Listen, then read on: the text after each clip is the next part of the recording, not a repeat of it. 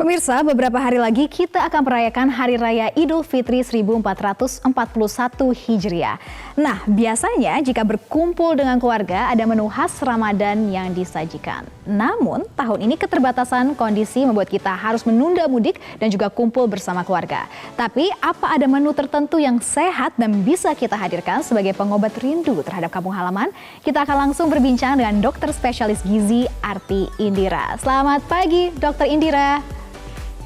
Selamat pagi, Sarah. Nah, Dokter Indira, apa kabar? Bagaimana puasanya dan keluarga lancar? Alhamdulillah lancar. Alhamdulillah. Nah, Dokter Indira, tahun ini berbeda dengan tahun sebelumnya, di mana tahun ini kita tidak bisa mudik nih, Dok. Biasanya kalau Dokter Indira ada tradisi mudik nggak kalau dari tahun ke tahun? Iya, dari tahun ke tahun saya selalu dan keluarga selalu mudik ke Lok Semawe. Terus bagaimana nih tahun ini tanggapannya Dokter Indira dan juga keluarga yang berbeda, tidak bisa mudik nih? Mungkin anak-anak yang mempertanyakan ke dokter.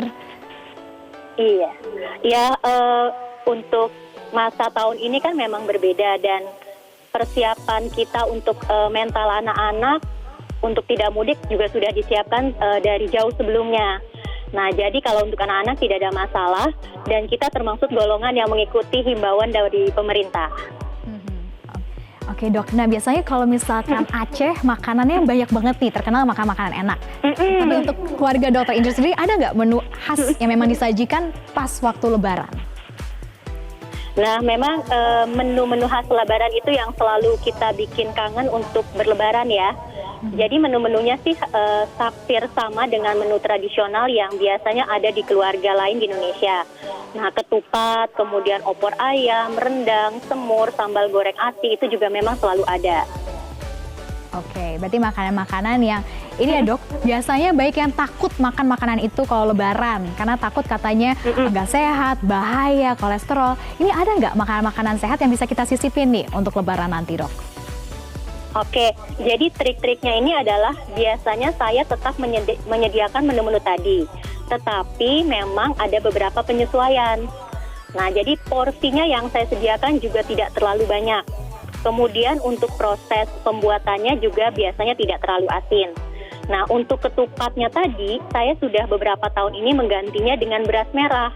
Jadi tetap bisa mengikuti tradisi, kemudian menikmati ketupat, tapi dengan cara yang lebih sehat. Nah, kemudian untuk opor ayam, rendang, atau yang memiliki bahan dasar santan dan beresiko akan dipanaskan berulang-ulang, saya pun sudah menggantinya dengan susu rendah lemak atau skim milk. Nah, jadi cara tersebut bisa dilakukan jadi tetap lebih sehat.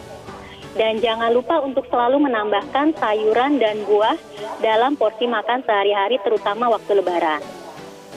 Oke, Dok. Tapi untuk makanan yang dihindari ada nggak, Dok? Tapi atau mungkin sebenarnya nggak usah dihindari, tapi seperti kata dokter tadi disiasatin aja.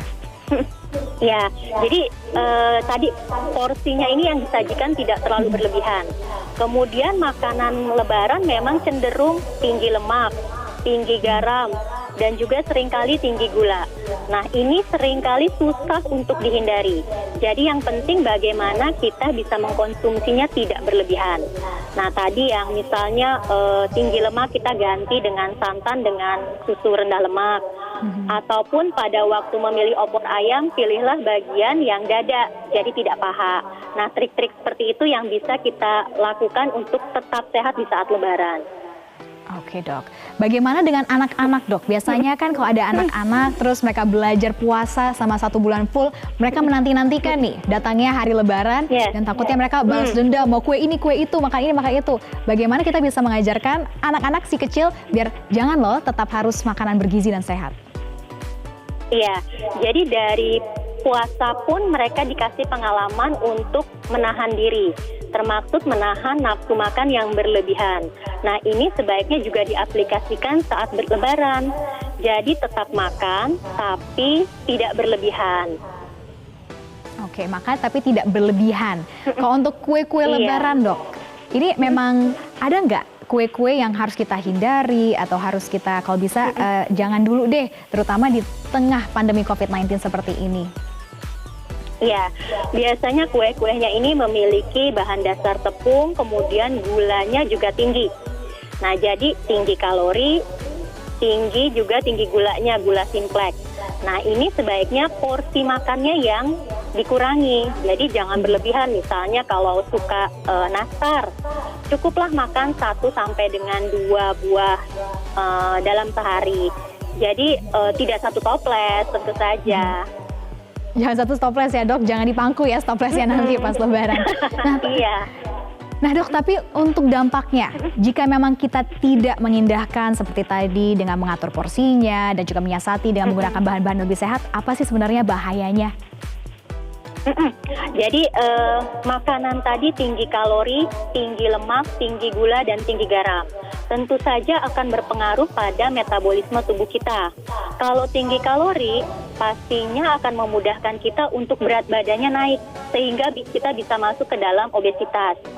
Nah, obesitas ini pun merupakan salah satu risiko yang memudahkan orang terinfeksi coronavirus, dan bila sudah terinfeksi, biasanya kondisinya lebih parah. Jadi hati-hati, berat badan harus tetap dikontrol dalam berat badan yang normal. Kemudian dari berbagai macam penelitian, memang sudah banyak menghubungkan antara asupan gula atau karbohidrat simple ini dengan sistem imunitas. Nah, imunitasnya ini juga bisa turun kalau misalnya asupan gulanya kebanyakan. Oke dok. Nah ngomong-ngomong tentang masa pandemi dan juga imunitas tubuh kita, Dokter Indira. Ini bagaimana tipsnya dok untuk kita tetap bisa menjaga imunitas kita dan juga yang pastinya bisa terhindar dari COVID-19 dalam keseharian?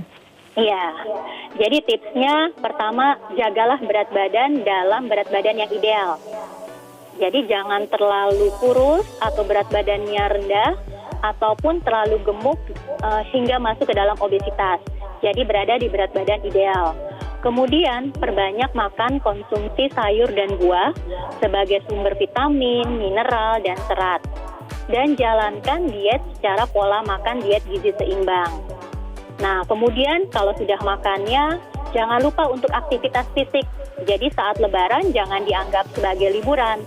Tetap melakukan aktivitas fisik, bisa jalan di sekitar rumah. Kemudian kalau misalnya kelas-kelas online ini tutup, bisa membuka YouTube. Nah, jadi tetap aktif bergerak. Nah, terakhir adalah istirahat dan mengendalikan stres ya. Oke. Nah, jadi itu ya dok, lebaran bukan alasan untuk malas-malesan, dan semoga lebaran nanti kita semua nggak jadi lebaran ya, biar tetap terjaga imunitas kita. Iya, Terima kasih. Terima kasih Dokter Indira sudah bergabung bersama Muslimah Corner di Selamat Pagi Indonesia Akhir Pekan.